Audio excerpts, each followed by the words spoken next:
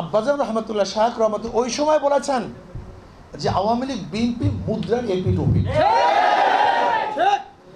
যখন বিএনপিকে এদেশের ওলামায়ে কেরাম সর্বোচ্চ আসনে আসীন করছেন তখনও তিনি বলেছেন মুদ্রা এপিটপি। কি আজকে তার বাস্তবতা আছে কিনা দেখুন তো, বিএনপির বক্তব্য আওয়ামী লীগের বক্তব্য কোনো পার্থক্য আছে কিনা, কাজের মধ্যে কোনো পার্থক্য আছে কিনা।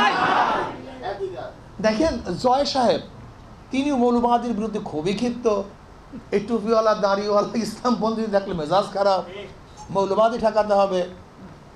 একই বক্তব্য তারেক সাহেবের। তাহলে দেখেন তারেক সাহেবের বক্তব্যের মধ্যে আর জয় সাহেবের বক্তব্যের কোনো পার্থক্য আছে? কোনো পার্থক্য নেই।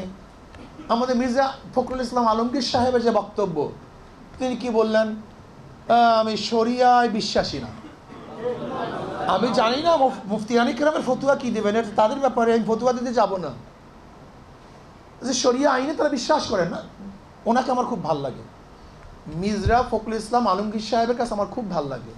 ওই ব্যক্তি মুনাফিক টাইপ না, উনি স্পষ্ট, এটা ভালো, খুব স্পষ্ট কথা বলা ভালো।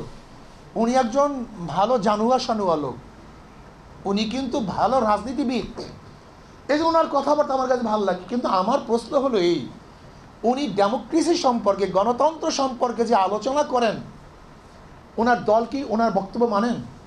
উনি কি বলছেন, র্যাম্বো ন্যাশন করবেন। র্যাম্বো ন্যাশন মানে কি? রং ধনু যেরকম বিভিন্ন রং একত্রিতভাবে থাকে, র্যাম্বো ন্যাশন হলো একটা রং ধনু জাতি। যে রং ধনু জাতির মধ্যে হাজার ডিজাইনের, হাজার মতের, হাজার আদর্শের মানুষ থাকবে, যেখানে মুসলমান, হিন্দু, বৌদ্ধ, খ্রিস্টান, আপনার বিরুদ্ধে লোকও থাকবে, আপনার পক্ষে লোকও থাকবে। র্যাম্বো ন্যাশন একটা ইউনিট করতে চান। আমি প্রশ্ন করতে চাই, আপনি বলবেন র্যাম্বো ন্যাশন করবেন, অথচ আপনার দলের লোক যদি আপনার বিরুদ্ধে কথা বলে তাদের ঠুটলি চেপে ধরবেন, জিব্রা কেটে দেবেন, এটা কি র্যাম্বো ন্যাশন হয়? এটা কি ডেমোক্রেসি হয়? এগুলো র্যাম্বো ন্যাশন নয়, এগুলো ডিক্টেটরশিপ। এটা হলো চরমপন্থা, এটা সন্ত্রাসবাদ হয়, একনাথতন্ত্র হয়, এটা বাকশাল হয়। যেরকম জিয়াউর রহমান সাহেব সর্বদলীয় গণতন্ত্র করেছেন আর শেখ সাহেব করেছেন বাকশাল, আজকে আপনারা সেই বাকশালের দিকে যাচ্ছেন। একই, কাউকে রাখতে দেবেন না, কাউকে ঢুকতে দেবেন না, কাউকে ভোট করতে দেবেন না, এটা বাকশালি কথা, এটা ডেমোক্রেসির কথা না। বিএনপি ওয়ালারাও চাঁদা তুলে, আওয়ামী লীগেরা চাঁদা তুলে, শুধু হাতের পরিবর্তন হয়েছে, চাঁদার পরিবর্তন হয়নি। বিএনপি ওয়ালারাও দেখছে খুন করতেছে, আওয়ামী লীগেরাও খুন করছে, নাকি করে নেই ভাই?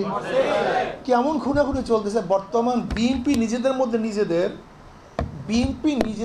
নিজেদের প্রায় খুনের সংখ্যা কম বেশি 200-র মতো, কম বেশি হতে পারে।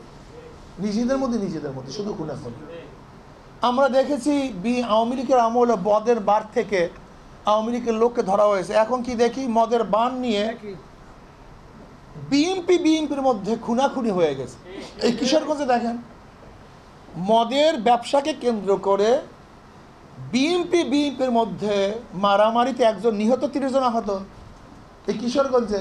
তার মানে পার্থক্যটা কি? তারাও মদ খায়, এরাও মদ খায়, এরাও মদের ব্যবসা করে, এরাও মদের ব্যবসা করে। ঈদের মধ্যেও গাঁজা পাওয়া গেছে বিএনপির মধ্যে, এখন আওয়ামী লীগের মধ্যে বাজার গাঁজা ছিল। আমি দেখতেছি বিএনপির লোকজন ইয়াবা ব্যবসায় ধরা পড়ছে, আবার দেখছে আওয়ামী লীগের লোকজনও ধরা পড়ছে। আমাকে পার্থক্যটা দেখান। এরাও দখল করে, এরাও দখল করে। কিয়ামত পর্যন্ত যদি এই দলের পরিবর্তন হয়, কোনোদিন শান্তি আসবে না। এদের মার্কার মধ্যেই তো ভেজাল, মার্কার মধ্যেই তো ধোঁকাবাজি। যারা নৌকা নিয়ে নির্বাচন করে নৌকা চালাতে পারে না, যারা ধানের শেষ নির্বাচন করে নিজেরা ধান কাটতে পারে না, যারা নাঙ্গল নিয়ে নির্বাচন করে নাঙ্গল চালাতে পারে না, যারা কুঠার নিয়ে নির্বাচন নিজেরা লাকড়ি ফাটতে পারে না, যারা গরুর চাকা নিয়ে নির্বাচন করে নিজেরা গরুর গাড়ি চালাতে পারে না, সমস্ত মার্কাগুলি গরিবদের। কিন্তু যারা নির্বাচন করে একজনও গরিব না। হাত পা কেমন একটা মার্কা, যে নির্বাচন করে সেও চালাতে পারে, যারা করে তারাও চালাতে পারে, পুরুষরাও চালাতে পারে, মহিলারাও চালাতে পারে, বড়রাও ঘুরাতে পারে, ছোটরাও ঘুরাতে পারে। হাত পাকা প্রয়োজন মুসলমানদের, হাত পাকা প্রয়োজন হিন্দুদের, হাত পাকা প্রয়োজন পুরুষদের, হাত পাকা প্রয়োজন মহিলাদের, হাত পাকা প্রয়োজন বড় লোকদের, হাত পাকা প্রয়োজন গরিবদের। এটা সর্বজনীন মার্কা। কাউর মার্কা ঘুমের সময় বুকের উপরে থাকে না, একমাত্র একটা প্রতীক হাত। আপনি দেখছেন, শুধু একটা প্রতীক হাত পাকা। ঘুমের সময় হাত পাকা, কলিজার উপরে থাকে। মানিকটা কি? হাত পাকা সর্বজনীন মার্কা, যদি হাত পাকা বিজয় হয় এই জাতি বিজয় হবে।